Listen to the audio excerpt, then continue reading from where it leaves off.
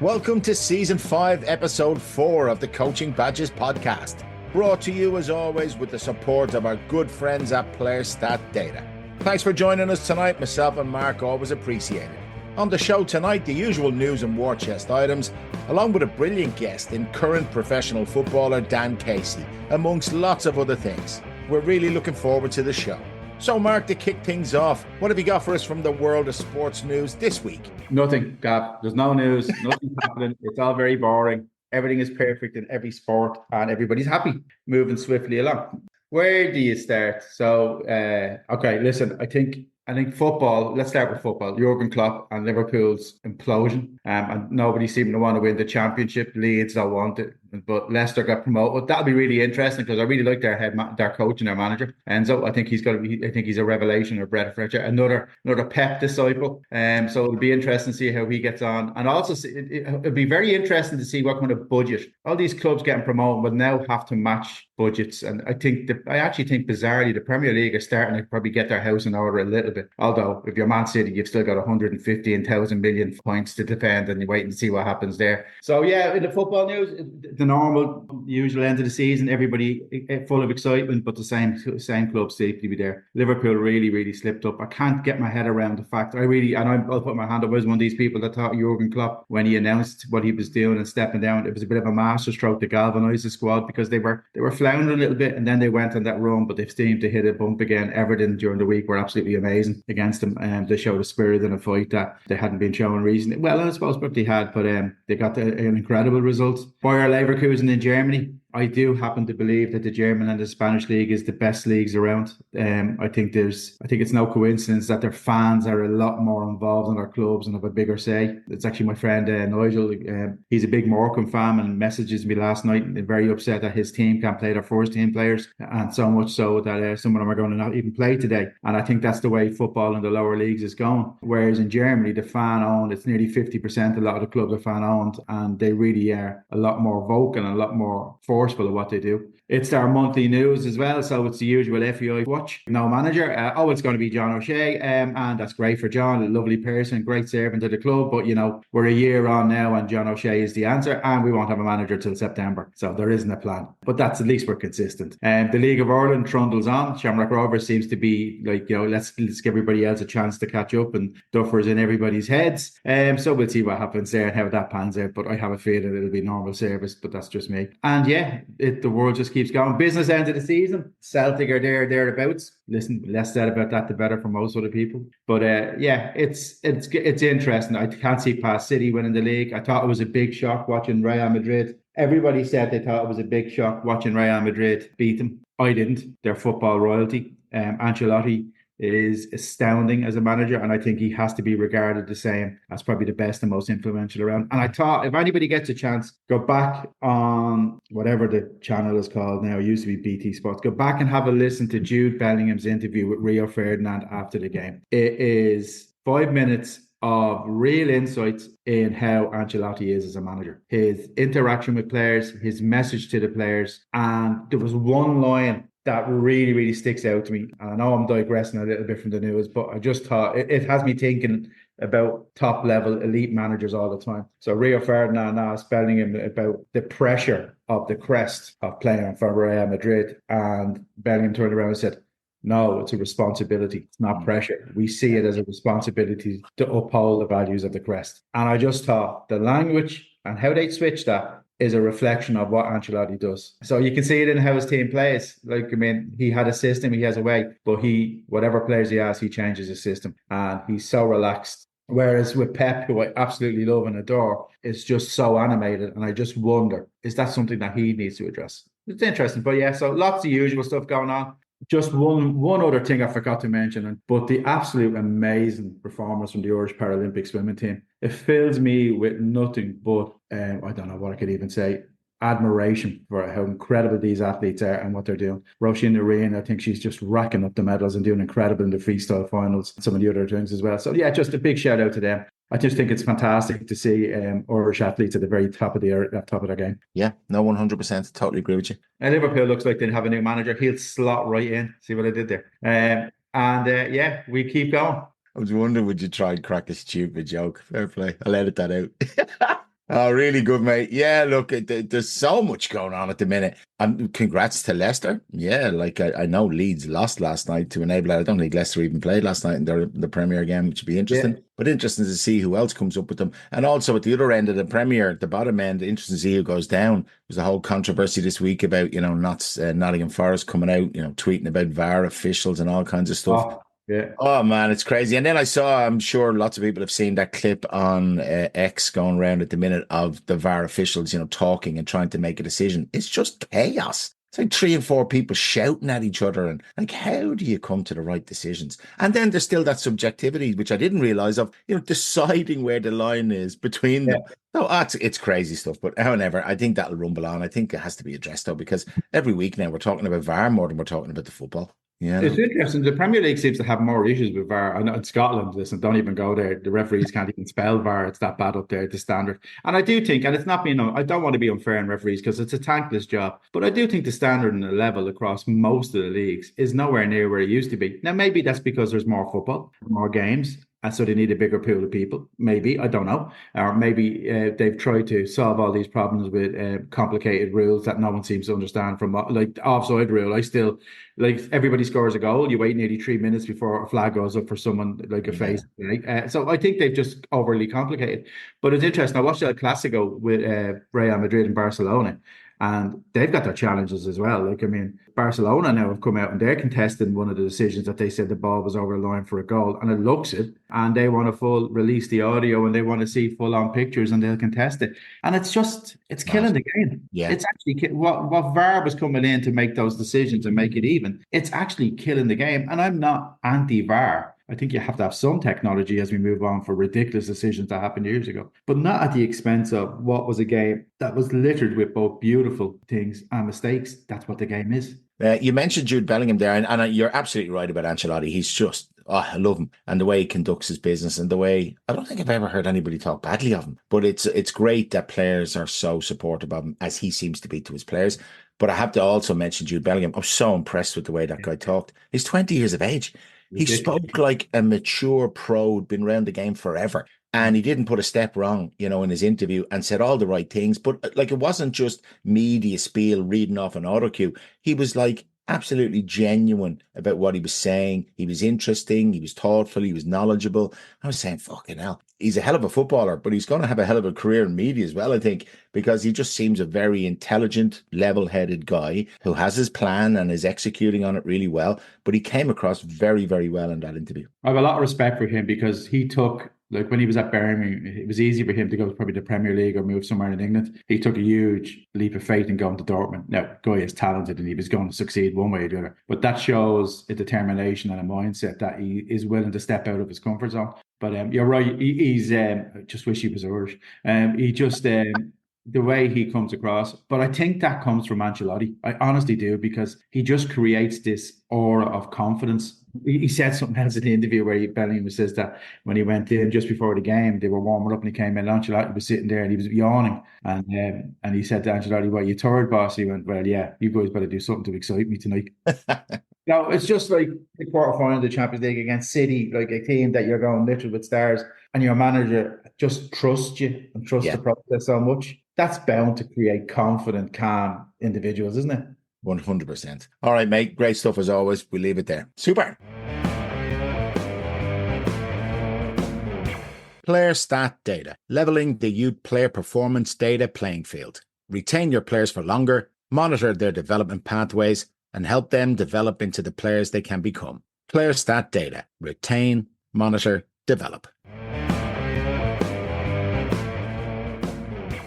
Moving on to our guest slot, and regular listeners will know that on every episode we'll try and bring people on just to offer a different perspective on a subject from the world of sport in an effort to share, learn and grow. Tonight we're delighted to be joined by current Motherwell player Dan Casey to talk about life as a professional footballer. Dan is living many school kids' dream, and we can't wait to discuss the highs and lows of being a current football pro. Having played for several clubs including Sunderland and Cork City, and indeed in several countries, Dan is sure to offer some fascinating insights into what it's really like to earn your living from the game. Welcome to the pod, Dan. It's an absolute pleasure to have you come and chat with us tonight. Dan, before we get into some questions, You might just give our listeners a brief overview of your own football journey to date. Yeah, hi lads. Thanks very much for having me. I'm 26 years old. I'm currently playing for Motherwell in the Scottish Premiership. My career has been a bit mad. I've been all over the place. I started off in St. Joseph's. Obviously, you lads are well aware of, and I was there for 10 years, which is a blessing for such a young age. Being able to stay at a club for so long was brilliant. Then when I was 15, I made the move across the water to Sunderland. I was there for 4 years. I really enjoyed my time there. I left the year they got relegated, so it was tough for me. Obviously, being a young age, getting released. I think I was 19. Didn't really know what was going to happen, but Keith Long reached out and I signed for Bohemians. Then I did 2 seasons of Bohemians. I went to Cork and then came back to Bows. Loved my time in the League of Ireland, and then I went over to the States, and I was in the States for 2 years in California, which I think everyone can agree it's an amazing place to live.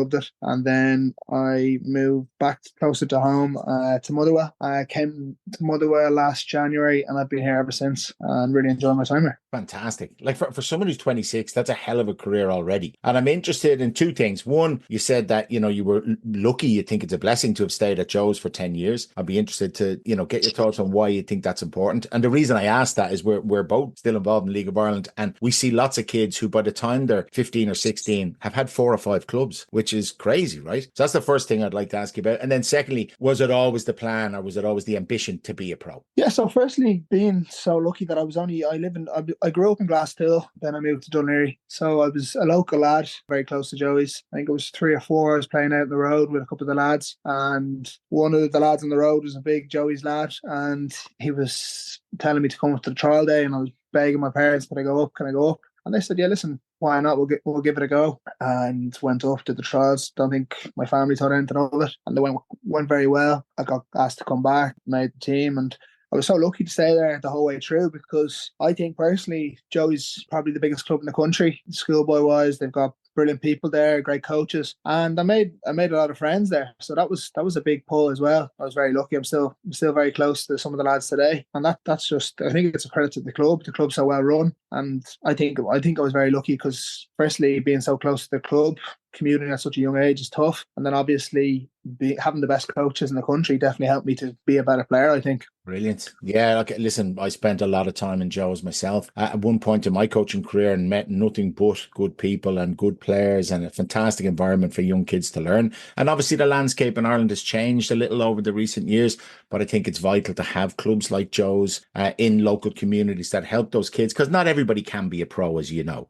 And there's lots of kids who just play the game because they absolutely love it and they make friends, and that's just as important. So just secondly, was the ambition for you always to be a pro, or when did you first think that could be a reality? Yeah, to be honest, I was football mad growing up. I can remember getting up at 7:30 on a Sunday to watch Match of the Day, probably waking up the whole house. But yeah, no, I was out in the street playing from 10 o'clock in the morning until I was called in to have my dinner and go to bed. So I loved it. I loved playing all sports, to be honest. I don't know, I enjoyed school. It wasn't that I didn't enjoy it, but it was never my passion. It was always sports, and I think from a young age I knew I wanted to be an athlete of some kind, and I always knew football was my favourite. I tried to play as much sports as I could, but football was always the one that was, if 2 sports clashed, I'd be picking football. So I think that was the biggest indicator that I wanted to be a footballer the most. I was lucky enough that things on the way sort of just pushed me that bit extra towards football as well. So no, I loved it, and that's from a young age, and I still love it today. I'm interested there, Dan. You said a couple of things pushed you along the way that you kind of made your mind to be a pro. What were those kind of things? Was there key moments, even as a young, I mean, you're still very young, was there key moments early in your career when you were playing schoolboy football and the likes of Joe's that you kind of went, yeah, this is definitely for me? Yeah, definitely. I was lucky enough to be the captain of my age, and I think we won cup. We got to the final of an All-Ireland, and I think just the setup in Ireland, in fairness, they get a lot of critics for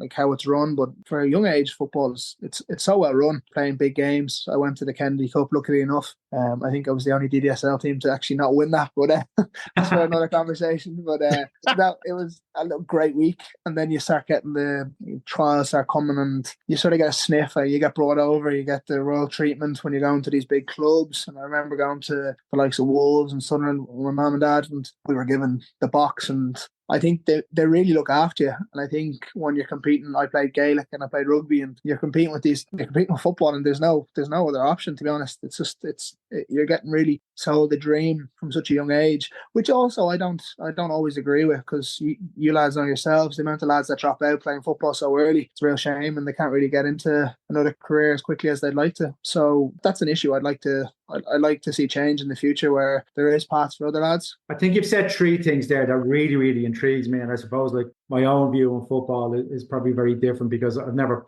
been lucky enough to play at the highest level, and my coaching career I've been blessed working with a lot of people like Gavin and Mick Brown, Willie Tyrrell, Paul O'Reilly, who've helped me develop. But I've always had an approach that football should be there for everybody and people will find their way. But I'm always horrified, again, like that at that young age. Kennedy Cup, for anybody who doesn't know, in Ireland is what, 16s? It's less, I think. It's Younger.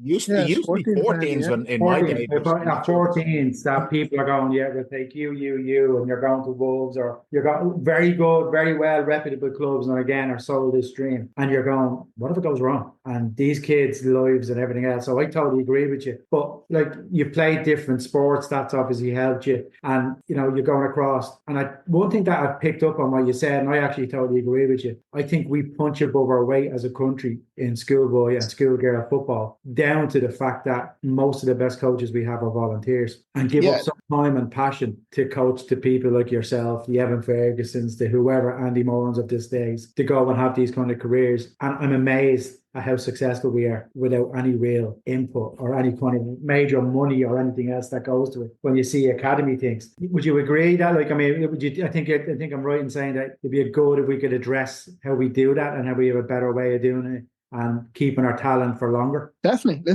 I think what you said is spot on. The biggest factor, I think, and the reason that we have such good schoolboy players is because the coaches, and obviously they give up their free time, they give up their weekends, they have to drive all around the country, and you don't get that unless you love the game. And I think the coaches do love the game, and obviously they're not getting paid for this. This is a hobby and a passion of theirs, and that's probably the reason that I've been so lucky anyway, that I've had great coaches come the whole way up through Joey's, and I'm forever grateful, because without them I wouldn't have had the platform to go on and be a professional footballer. Yeah, I think that's a huge reason why schoolboy football in Ireland is so good, and especially when you've got the likes of, you've got rugby, you've got football, you've got Gaelic, you've got these competitors around you, and we still manage to get players through. And you're never going to be able to have the best of the best, because there is so many different options for kids, and it's a great thing that kids can have the options to do what they want to do. But you see, with the small pool we have and the players we do get, it's a credit to the coaches, because without them there would be no players, to be honest. And did you enjoy playing other sports? Like, did you feel they benefited you in either making you decide, yes, this is definitely what I want, or was there skill sets you picked up playing Gaelic or whatever else that you think, actually, this really helped me as a footballer? Yeah, to be honest, I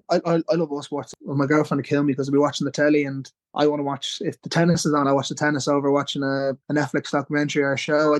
Anything sport wise, I love and I watch, and I've loved to play it ever since I was a kid, all sports. But it did really come down to three. It was Gaelic, rugby and football. And between the three of them, I think they benefit me so much. I personally advise as much kids to play as much sports as they can, because you get the benefits of different, maybe the athleticism playing Gaelic, the aggression playing rugby, and the skill of playing football. And that's just three to name off the top of my head. Like other sports, like I know lads that were boxing, they got their toughness from boxing. I know lads that might have got their footwork from playing tennis. Like there's all sports that will definitely benefit you in different ways. But yeah, I think it's important that kids don't get locked off to one sport so early, and they try and branch out, because you never know, you can excel at different sports at different ages. And I think it's an important thing to do as much as you can. Yeah, I couldn't agree more. And even aside from ever being a pro at any of them, it's good just for a healthy lifestyle. You know what I mean? Just to be out playing sport. I was the same as a kid. Literally tried my hand at everything and anything, because I just love sport, you know. Dan, you've said some brilliant stuff already, and there's so much to dig into. You obviously, you mentioned at the very beginning of your intro, you're currently with Motherwell. Just how's the season going, you know, as a club this year, and personally, how's the season going? Yeah, it's been a bit of a up and down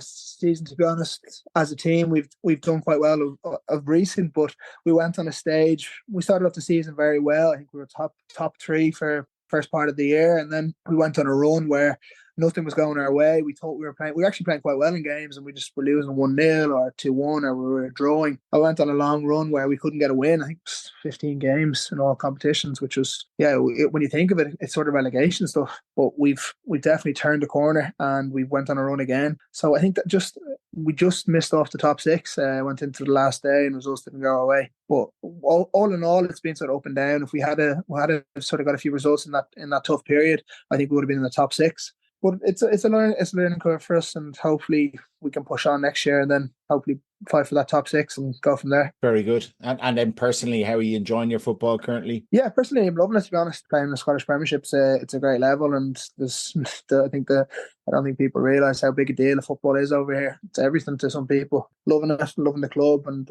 I think I've done quite well. I got an injury there in the start of December, which kept me out for a couple of months, which is sort of I don't know. It frustrated me a bit, but these things happen. I've been lucky in my career that I haven't got a lot of injuries. This one probably could have been prevented from my own. I went in to make a tackle I probably didn't need to do, and I ended up getting injured myself. So it was one of them where you're sort of doing your rehab and just saying, if I didn't go in for that tackle, I could probably be playing now. But I wouldn't change how I played the game. I always want to win, and I'll go to the end. So it's a learning experience, I suppose. And luckily enough, I've been able to get back fit and go on a run again, and now just want to finish out the season strong. It's interesting you say that, because we spoke to Dr. Olivia Hurley early on in the season talking about the psychology of injury and how, a lot of players, when they get injured, no matter what level they're at, how it impacts them psychologically. Whereas years ago, we just thought that was, the physio will sort that out. Whereas now we're recognizing that it does have an impact on people, in terms of just their overall outlook and like that, thinking about could have avoided it and how they rehab. And so it's a massive area of study now. So very, very, very interesting. But he said, thankfully, at your age, to be only getting serious injuries now, you're lucky. I think I was on about my 10th injury at about your age. 10th injury, about 9th surgery. Oh, God. You had an injury every No. game. Let's be honest. You had an injury per game. Your head was made for being the defender. The rest of your body just had to catch up. Yeah, absolutely. I know people can't see this, but I definitely have a centre half's forehead just from heading the ball. Dan, I think you do yourself a bit of a disservice. I think you've been one of the standout players in Motherwell this season, considering I watch an awful lot of Scottish football, given my allegiance to Celtic. I think you've been one of the standout players, and I think your consistency has been a big part, and it's no coincidence as well when you were injured as well. Some of the results didn't help either. But I'd be interested to know, Motherwell is an incredibly well-run club, and they've got a great reputation for their work in the community. And I remember them from the times of Phil O'Donnell and everything else, and the work that they've done around suicide prevention and everything else. They're really, really involved. So you've seemed to land at a really, really good club, and being with Bowes. So going from that setup in Bowes, which was excellent as well, to that real full-on, full-time. What's the biggest learnings? What's the biggest challenges like you find yourself? Because there's lots of people listening to the pod that are either aspirations to go and play or coaches who coach at level. Like a couple of pieces of advices or a couple of learnings that you probably had from making the jump from League of Ireland to Scottish football. You know what? This is the thing I actually say to the lads back home that are still playing. I think there is a lot of luck involved. I've played at teams where, whether it was America, in Ireland or in Scotland, and I've been very lucky to play with very talented footballers. But some of the lads that I played with haven't been able to break into teams for whatever reasons, or sort of fall through the cracks and sort of drop down the divisions. And I do think there's a lot of luck involved. Obviously, you have to work hard. That goes without saying, because if you don't work hard, you'd be left behind, because football doesn't wait for anyone. There's a young lad coming through trying to get your position every week. So if you're not at the top of your game, there's a possibility that you can be dropped. So I think just obviously there's a luck element, but just making sure you're doing all you can to stay in where you want to be and keep pushing on to the next level. What do you mean by doing all you can? Give us a couple of examples. Personally, there's parts of my game that I like and I think are were my strongest areas, and I think it's probably my athleticism. So for example, on a Thursday, I'll stay after training in the gym and I'll do some extra stuff that I've learned. Luckily enough, going to America, because I feel like America in the sports science program, they're very, very, very ahead of their time. They're brilliant. I learned a lot over there, and I learned to do some power exercises as well as plyos and jumps. And I do that on a Thursday, but extra just to sort of try and push myself. I'll be chatting to the sports scientist we have here, who's brilliant, and I'll be looking at my top speeds, my sprint meters, and I'm always trying to push to the next level, because the little things will help, because we do so much football stuff and you need to look after that yourself, but like the extra bits that people don't see, I think they can help you as well. Obviously when you're doing your passing drills, take them serious. Just little things, like if you sack off something, it's just wasting your own time, to be honest, because nobody's going to wait around for you. These sessions are put on for you to get better. So whether it's a Monday morning and you're feeling tired, you've got a choice whether to go and give it your all and try and be better, or just go through the motions and not really bother your arse, you know what I mean? I think that's gold dust. I honestly really do, because I do think there's an awful lot of young players with high aspirations who have the ability and the talent that don't realise you have to respect the basics and you have to do the hard yards, because it doesn't come easy. I'm dealing with under 20s at the minute, so they're all around 17, 18, 19. Great kids, great lads, want to learn. But sometimes you're telling them stuff like that and they're looking at you like, is that it? You're saying about you have to be consistent, you have to work hard and all that. Sometimes I think they think we're just making it up. You really do have to be on top of all of that stuff. And in the League of Ireland, where they're not professional just yet at that underage level, they're away from us a lot. So, there's a huge element of personal responsibility in terms of how they eat and when they go to the gym and how they rest when they're not with us. So there's so many things that you have to learn. I'm very interested to hear you learn about, the fact that you went to the States and benefited from, learning from the sports science people over there. Do you think do they study it more, or have they learned from their other pro sports over there in terms of, that whole athleticism piece? Yeah, listen, I think the money they pump into sports in America is just ridiculous, to be honest. And sports scientists will have their own clinics sometimes where they'll have to deal with maybe footballers, American footballers, basketball players, baseball players. So they get a pool of a lot of different athletes. And I think they take little things off, as we were saying earlier. I think they take the little things off other sports to benefit football. And I was lucky enough to be very close to the sports scientist we had over in America, and he showed me different things that maybe baseball players might do or American football players might do. Just little things that you probably won't use 100 times in a game, but you might use 2 or 3 times, which might help you in big occasions. And at the end of the day, when you're playing at high levels, that's the difference in some cases, because you might win a game 1-0 and you might be the person to jump that tiny bit higher than your man, or you be that foot or second quicker than someone else.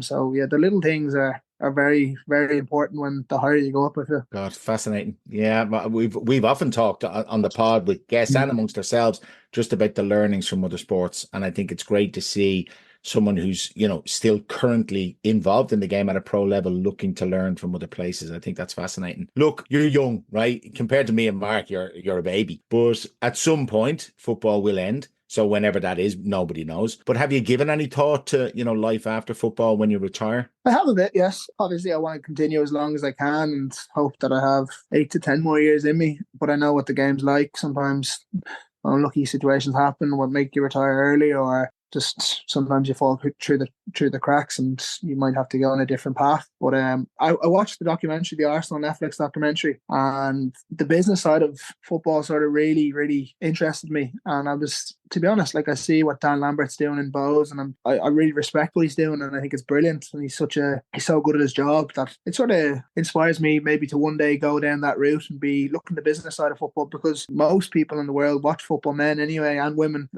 we'll go out on a Friday, watch a game, maybe go out on a Saturday, watch a game, and that's just how it is. You know what I mean? It's just that's just how cultures are at the minute. I think sports is a huge part, not even football, other sports as well. And to be involved in a business side of it, to maybe grow the club, is something I could see myself maybe doing when I'm older. I can see the headline now with Dan Casey Boys Bowls.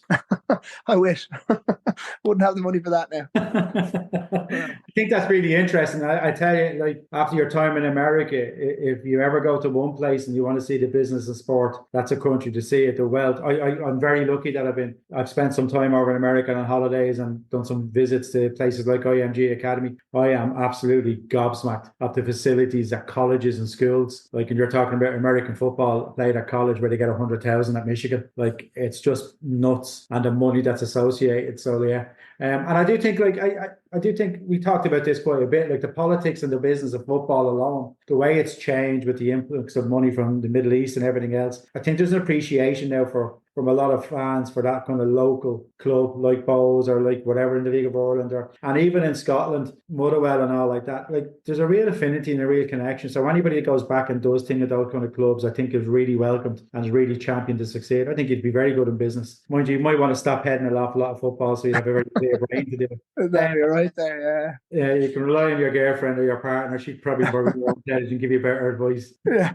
No, you're right. No, listen, hopefully I'll be able to maybe pursue something along the lines of that. But being in the sports industry, you never know. Different opportunities arise, and who knows? We could have a conversation with you lads in 2 or 3 years, and something else has came up. But I do think I'm starting to look at the stage now. Maybe get as much education as I can, because obviously I left home at 15 years old. I wasn't able to go down that path and get the degree and all to be ready for when football ended. So I'm gonna have to start looking now within the next year or so, maybe doing a business degree. And do you know what? That's actually really interesting. I mean, if you look at yourself now at your age, if you go back to the 60s, 70s, any footballer that was retired and was thinking about opening a bar or a nightclub, and now people like yourself are now about how can we get into the business end of sport, and whether it's with clubs, or whether it's agents, whether it's certain product lines or media work, it's like the whole role has completely changed. Very seldom you hear of a player or wanting to open a restaurant, a hotel, or something in hospitality. It's all the business end, and I think it's good actually for the sport, because I think if you get more people who've got that interest and that passion and love of the game, they'll protect it long term. But I want to go back and ask you a question. We ask this of everybody. You've had lots of, you've got a great manager in Kettle at Motherwell. And you've obviously in America and everything else, you've had lots of fantastic coaches, and even as far as Joey's. Is there a couple of coaches that kind of stick in your head, or piece of advice that or stuff that they've taught you over the years that you still rely on? To be honest, I'm not just saying this. I think my coaches and Joey's have been the biggest influences of my career. Obviously I had Eamon and John when I was very young, and then I went on to Mick Brown, John Moriarty, then moved on to George Forsyth, Donald Forsyth, Gramps, Liam Forsyth, and Graham Kelly. So like all those lads there are very, very knowledgeable in the game and been a great help to me. And I think I learned so much from being a 45 to 15. I think it's been a great help. But I also think a time in my career where I felt like being released from Sunderland at a young age, where so many people get lost in the game. I think Keith Long's been a huge help to me as well, bringing me back and sort of introducing me to men's football. And yeah, I think obviously the current manager we have now has been brilliant with me. I think I'm progressing every game, and he's brilliant with me. And even the managers I had, whether it was in America, I've been very lucky. I've never not got on with any of the managers, which is nice, because I know a lot of lads sometimes it just doesn't. People don't click, and relationships don't go well. But I've been very lucky to get on with all the managers. But I definitely think my Joey's managers and coaches have all been brilliant. And then obviously Keith Long, when I came back from a tough period, they'd be ones that have been really, really good ones for me, I feel. Brilliant. You've mentioned some fantastic names there, and thankfully hundreds and thousands of players have benefited from the knowledge that those people have passed on to those kids, no matter where they've ended up in the game. You know, you've been very fortunate to end up as a pro, but I know there's lots of kids who just still play football socially and have fond memories of people like the people you've just mentioned. And we always talk about that. It's nice when you meet a player 20 years down the line from when you coached them as a kid, and they're still happy to say hello to you. You've done something right. So I think sometimes we often talk to young coaches about that responsibility you carry, that, you know, you are a major influence in a kid's life. So use it positively, you know, and you're right. You're very lucky to have encountered so many good people along the way. Is there anything you don't like about being a pro? Like, what's the worst thing about being a pro? Everyone thinks it's the dream job. And I know there's kids out there who'd kill to be a pro, but what's the worst thing about it? There's definitely a few bad things now. I'm so lucky I wouldn't change it for anything, but you miss a lot of things. I think goes without saying. Holidays are quite hard. I'm to leave home. But this is all part of the gig. I think, like, just little things that people don't see. Maybe if there's a family member having a 40th or a wedding, I have a game that day, I won't be there. And simple as. And I think it's hard being away from family, friends. Obviously, my girlfriend. There's a lot of tough things about it, but I think it's just part of every different jobs have different things you have to deal with, and this is just part of being a footballer. And I wouldn't change it because I love what I do. Do you find the routine of being a pro good?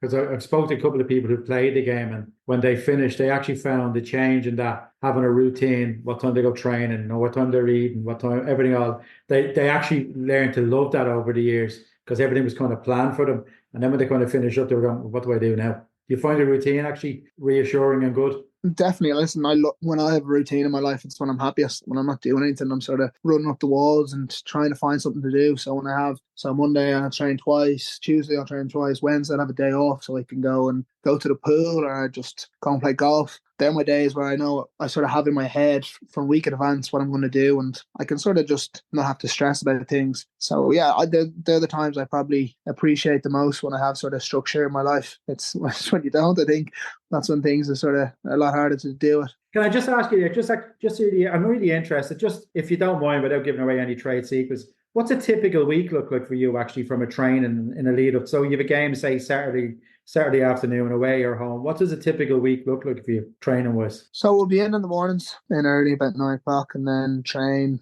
probably 10:30. We'd have video in the morning, so we'd watch the game from the weekend. We'll do probably 20 minutes of video, 25 minutes of video, and try and look at what we did well and what we can improve on. And then we'll go and train, come back, have lunch, and then go to the gym in the evening, and then be home maybe in our houses maybe for 3, 4 o'clock. So it's a long enough day, but it's enjoyable. I'm with the lads. Everyone's friendly with each other in the change room. So that'll be the same on Tuesday, and then maybe Wednesday we have the day off. Thursday there's a training in the morning, then there's an optional gym session in the evening, and then Friday is very light, just sort of getting ready for the game Saturday, and then Sunday we're off as long as we don't get a good hiding. Yeah, no, that's normally the week. So after your game on a Saturday, and if you're off Sunday, do you do your own recovery work?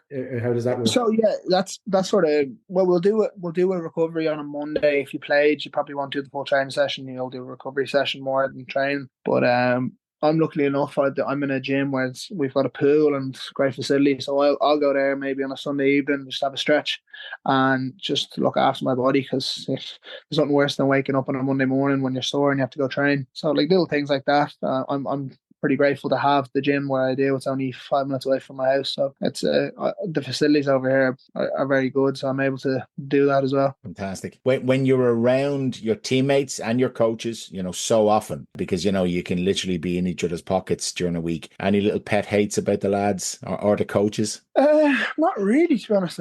I'm sort of easygoing. I wouldn't really have any.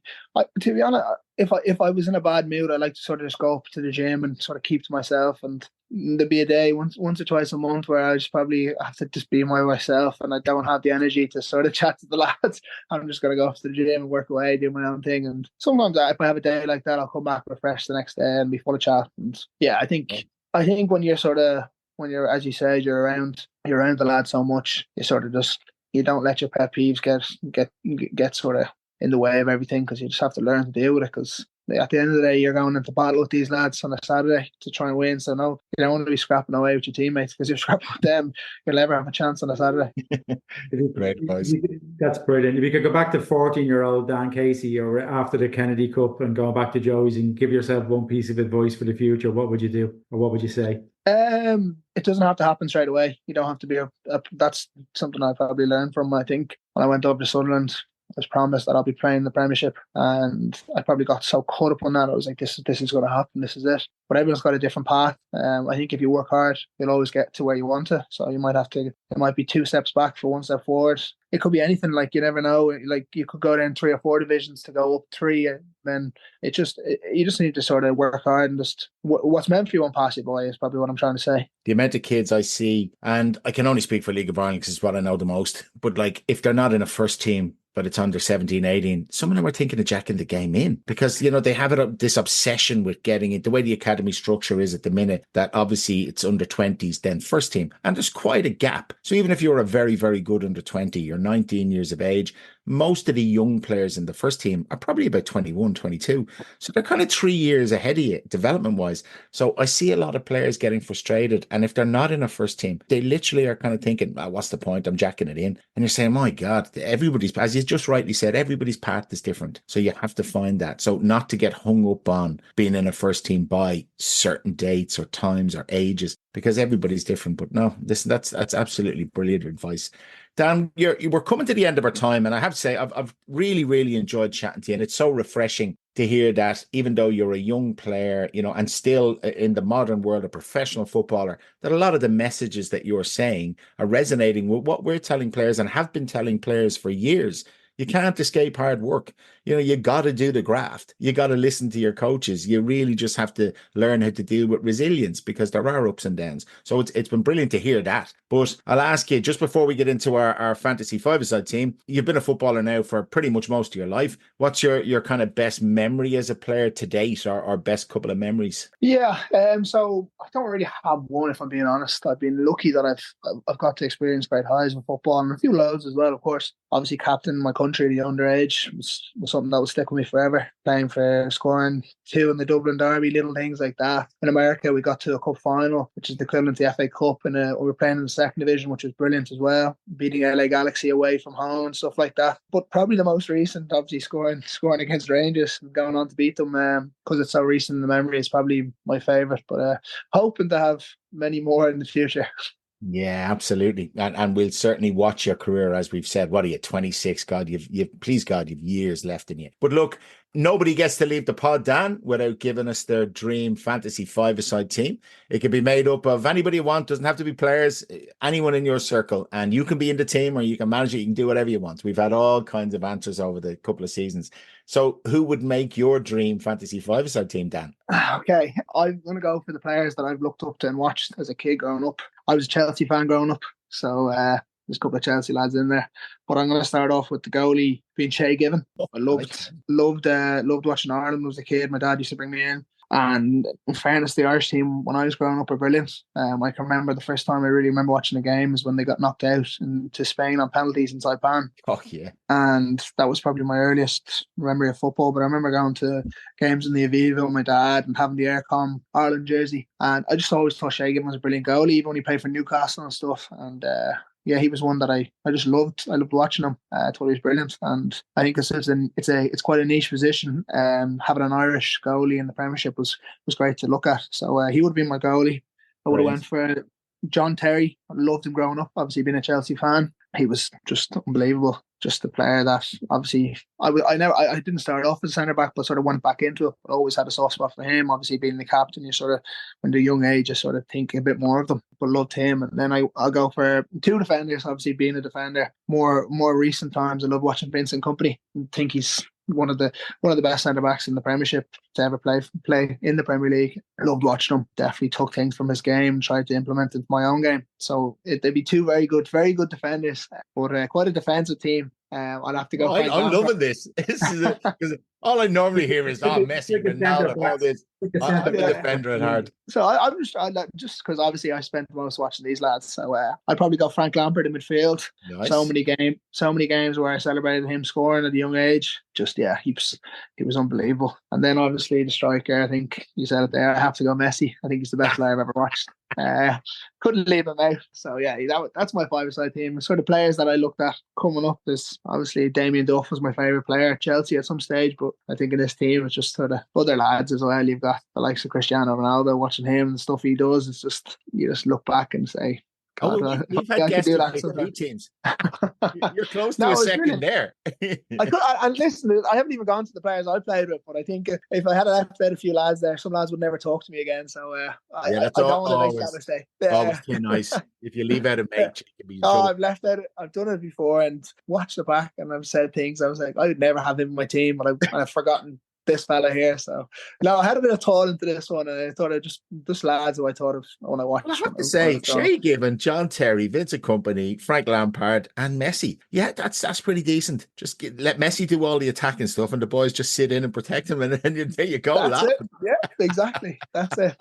I'll let Jose Mourinho with the gaffer anyway. I wouldn't even bother. I just watch it from afar. There you go. I was over on trial at Chelsea many years ago, but that's for another day's chat. Maybe we'll meet for a pint someday when you retire, and I'll tell you all about that. But looking forward to listen, Dan, it's been an absolute pleasure, mate. Really appreciate you giving up time on your day off, to chat to us 2 old fogies. But it's been lovely. It's been insightful. It's been entertaining. I've learned so much. And it is great just to get sometimes that inside the ropes view of what everybody thinks goes on in the world of professional football, but from a player who's, very obviously active, involved in the game. So look, mate, really do appreciate it. Enjoy the rest of your day off. And we'll certainly keep in touch and wish you nothing but continued success. And hopefully we will see you back in Dublin soon and we can catch up. Thanks again, mate. That was brilliant. Thanks very much. Brilliant. Thanks very much. Excellent.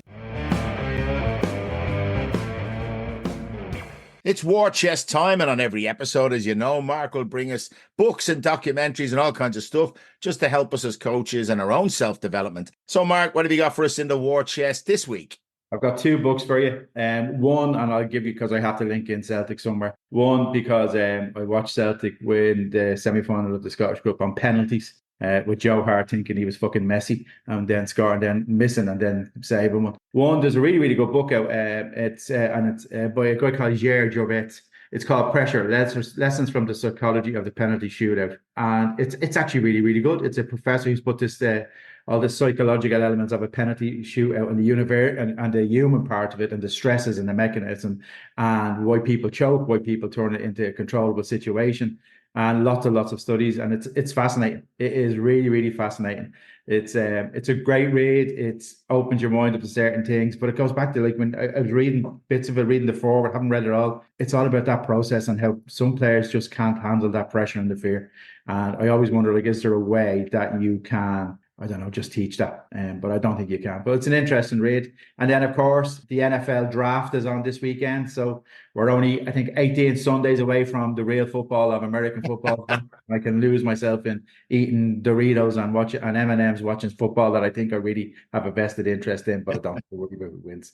But there's a really, really good book. And for anybody who don't know, there's a team called the Tampa Bay Buccaneers who were coached by a coach called Bruce Arians, and he, bit of a journey coach, had won Super Bowls, but had kind of floundering towards the end of his career, took the job of the Buccaneers and managed to convince the GOAT, Tom Brady, to come at the age of 40 odd and play down in Tampa and give it one more go. And it's very, very interesting. It's a like he was 43, I think, and Brady when he went there, and talk about pushing the boundaries. And they went and won the Super Bowl. And it's about how they attracted him and how they kind of molded the team, because it wasn't all fun and games when they started, and like there was lots of like, Brady, what we doing, even coming back. And the author Lars Anderson is a New York Times bestseller author. He's got lots of different books in that kind of in that kind of genre. Wrote for Sports Illustrated. It's a very good read.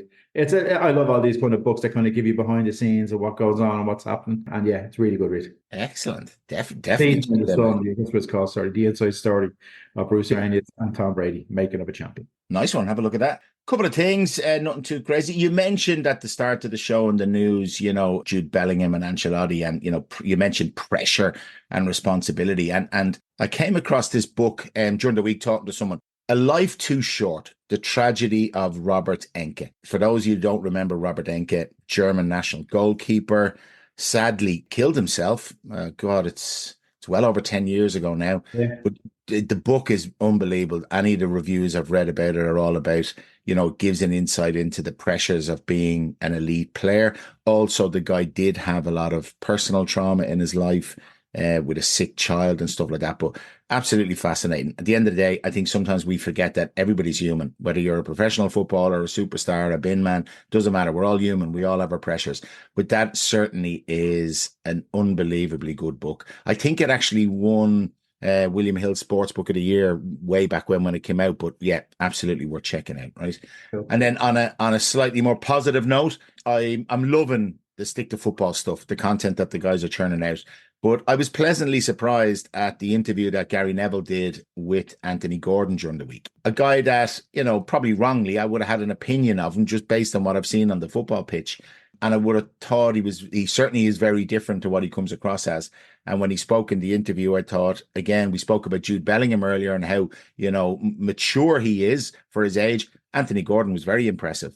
And I like the fact that he was so open about, how he meditates and uses visualization and how he prepares for his games and all of that. And a little bit unconventional at times as well, and that he doesn't go to the gym, the way other players in the modern era do. But I just thought the guy was very articulate, put across his points very well, and was a very, very impressive interview. And again, he's doing very well. He moved from Everton to Newcastle, as people know. But I just like the kind of goals and his ambitions and the way he speaks about it very openly. It's refreshing to hear that kind of honesty from modern players, because so many of them are so media trained now that they say nothing. they say the bog standard answers on everything and there's no value to it. Whereas I really, really thought that was a good interview. So yeah, if anybody hasn't seen it, highly recommend it. You'll get it on YouTube or wherever you get your stick to football stuff. But and in general, I'm enjoying that show. A lot of the discussion and banter amongst the participants in that is very enjoyable. So yeah, certainly worth a look. Super. I have to mention Graham Merrigan. He was acknowledged as a DLR Community and Volunteer Award Ceremony, recognizing his amazing contribution to disability and neurodiversity as a Volunteer of the Year award. And, we know Mero a long time. He's been a guest on the show, great supporter of the show, and he continues to do absolutely unbelievable work. And shout out to him and all his Ballybrack Bulls colleagues. Well done. Keep up the good work. He's still a Rovers fan, though. So, Oh, you had to get that in. He's still a Rovers fan. So, no matter what good work he does in the community, there's still always that tarnished. Right, we leave it there. Good luck. That's it, folks. The end of Season 5, Episode 4. We hope you enjoyed it as much as we did. Thanks as always, and a shout out to Colin and the amazing team at PlayerStatData. Check them out at PlayerStatData. They're doing some fantastic work. Thanks also to those of you who are continuing to support our new squad session initiative. If you haven't already heard about it, check it out. Coaches of all levels, all ages, all qualifications and experience are welcome to join us and fellow coaches as we sit around and chat about all things football and coaching every month. Huge thanks to Dan Casey for joining us on this episode. Incredible insight into what it's like to actually be a pro footballer, and we'll follow your career arc, with keen interest and keep in touch. All the best for the rest of the season, mate, and beyond. We'll be back next month with some more chat and discussion. Get in touch with us on Twitter at Coaching Badges. Stay safe and remember, when it comes to coaching, there's no right or wrong way, but there's always a better way.